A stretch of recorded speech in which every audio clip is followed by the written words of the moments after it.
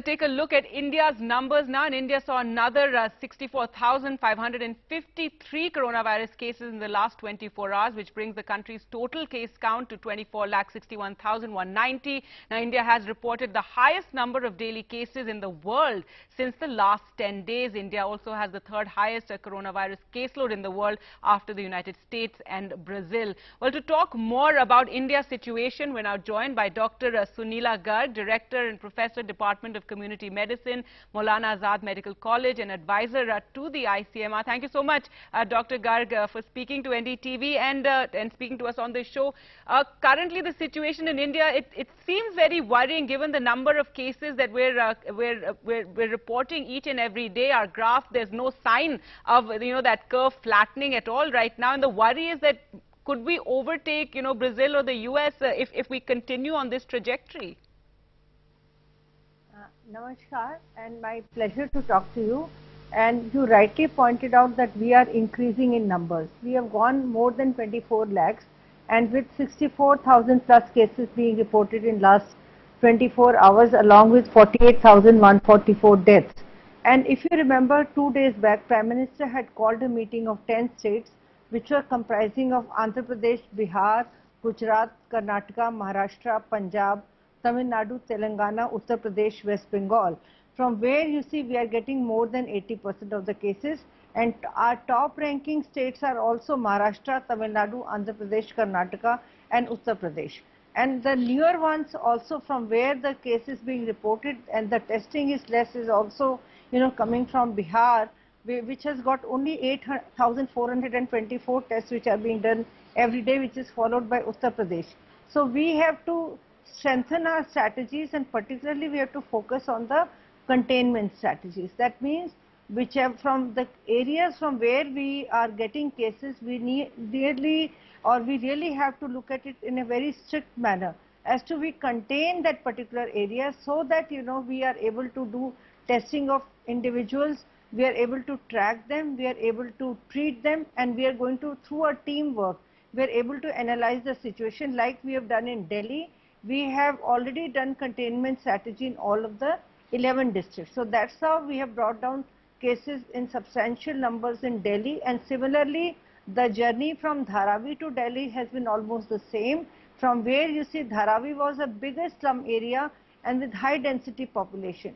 But with a multidisciplinary, multi-coordinated approach of administration, healthcare authorities, local healthcare providers, and also empowering our communities, we have done a wonder over there. So, but we need not be complacent. That is one thing which is very important. It is something like we say, Savdhani ati durghatna ghati. We have to be very, very watchful about the number of cases. And it is always important to look at that. Absolutely, and the case is steadying in some places, but the worry now, doctor, is also about how it's spreading to rural areas, it's spreading to smaller towns, it's spreading to rural districts, and as we all know, in these places, the health services are weaker than what they may have been in Delhi and Mumbai, which were the two cities that initially saw the surge. So that is the big worry, and also ramping up testing in these areas. Assam is, leading by a very good example of wanting to do over 1 lakh tests every day, and that's something that other states need to follow. Absolutely. Why we are getting now cases from these mid-level cities, or also we say that from the rural areas as well. The major reason is, one thing was that the states were not prepared because of the reverse migration which took place.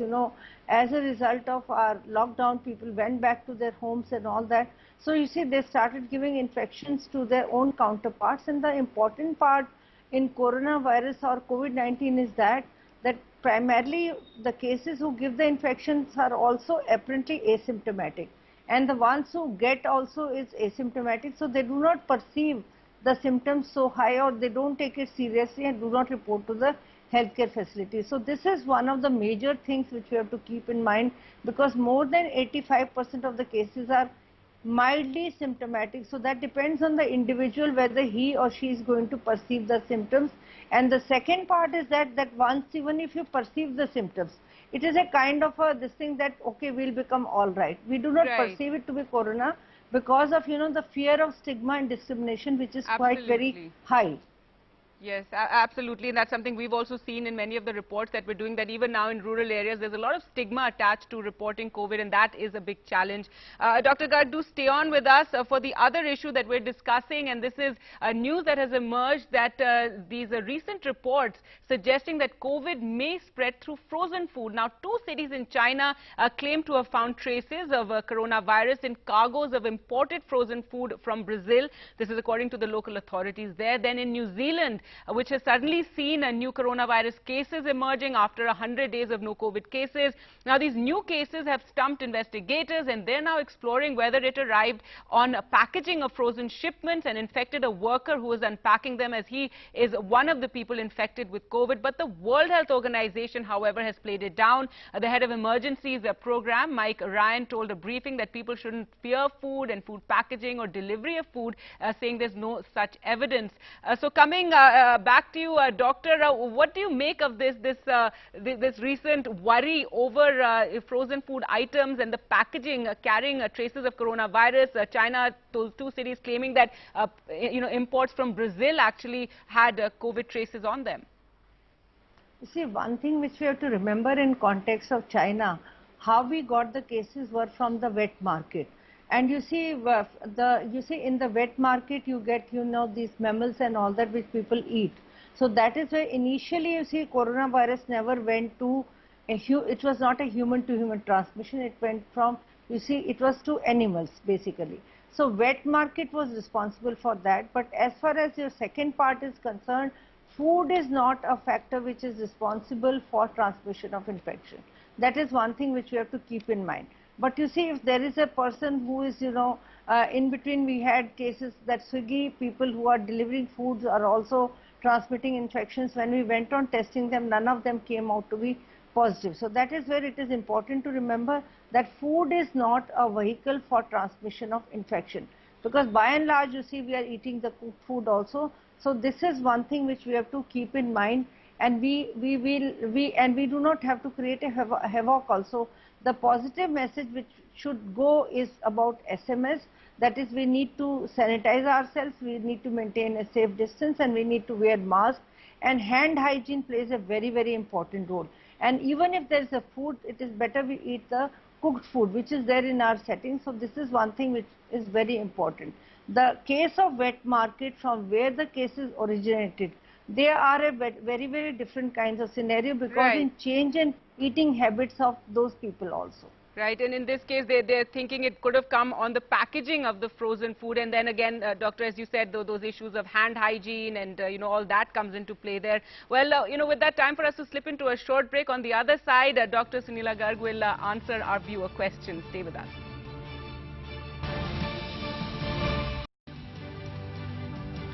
Welcome back. Well, time now for our viewer questions, and we have a question coming all the way from Canada. My name is Adira. I'm an environmental engineer. Recently, I've heard in the news about many after impacts of the COVID-19, how it impacts organs other than the lungs after the patient has been cured of the virus. Can you tell us more about this?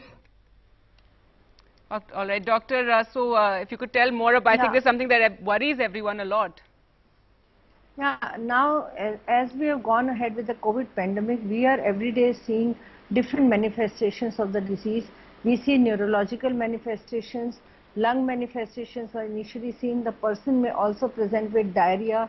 There can be joint pains and all that. So that is where we see that, majority of the time it is a multi-organ involvement which takes place in COVID. That's why sometimes you will hear that people will say it is not a virus, it is a bacteria, it's a fungus. So because presentation is more or less of the inflammation type, that means it leads to swelling of organs. So that's where it is important to look at from this perspective. This is an organism which is leading to multi-organ involvement, and accordingly symptoms are there.